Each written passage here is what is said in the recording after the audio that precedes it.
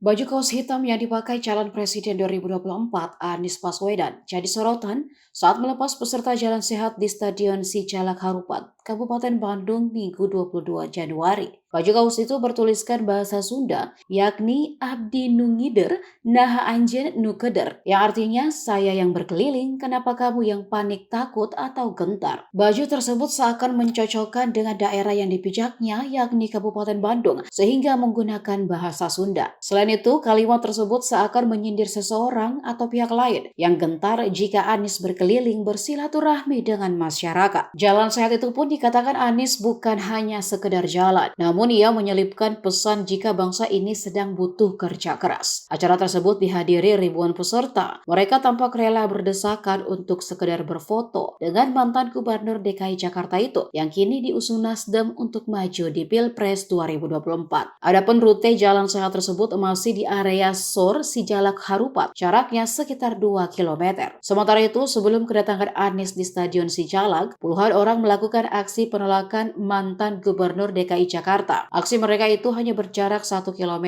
dari lokasi acara jalan santai. Walau demikian, tak ada keributan antara dua kubu. Yang menolak tetap melakukan aksinya, sementara para pendukung Anies berjalan masuk menuju area Stadion Sijalak Harupat.